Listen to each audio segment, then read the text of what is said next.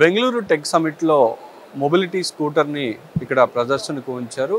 Handicapped కానీ అట్లాగే senior citizens కానీ ఇతరుల మీద ఆధారపడకుండా కూడా వారి పనులు వారు చేసుకునే విధంగా రహదారుల్లో కూడా రోడ్డు పైన కూడా కొంత దూరం పాటు ప్రయాణించే విధంగా ఒక స్కూటర్ అండ్ కార్ టైప్లో కూడా ఈజీగా హ్యాండిల్ చేసే విధంగా కూడా దీన్ని తయారు చేస్తున్నారు. మనం ఒకసారి ఈ వెహికల్ని చూడొచ్చు. ఇది సింపుల్గా ఇక్కడ కూర్చోవచ్చు. దీన్ని సీట్ను కూడా టర్న్ చేసుకునే విధంగా కూడా ఇక్కడ ఉంది.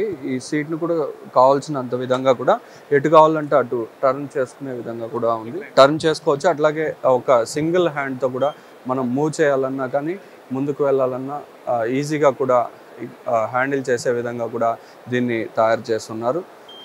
ఇది టెక్ సమిట్లో భాగంగా కూడా దీన్ని కొత్త ఆవిష్కరణగా కూడా ఇక్కడ దీన్ని ప్రదర్శనకు ఉంచడం జరిగింది. అసలు దీని ప్రత్యేకతలు ఏంటో ఒకసారి తెలుసుకుందాం. So special feature is you can actually drive this with a single hand as you showed. You press this here, it moves forward. You press here, it moves backward. So even if the person is paralyzed on one side, same way this side also. So if you are paralyzed on one side, it can be driven. It has a range of 40 kilometers and a maximum speed of 25 kilometers. So you don't need any number plate or license to drive this. This can carry a weight of up to 5 kg in this basket. It charges overnight, and these are charging how many hours? 8 hours and overnight charging. So how many kilometers you have to drive? You can drive up to 40 kilometers one single charge. Okay. What is the cost? So it costs around 1.4 lakhs. Sir, it is available from Ostrich Mobility at Bomasandra, Bangalore. You can visit our website ostrichmobility.com.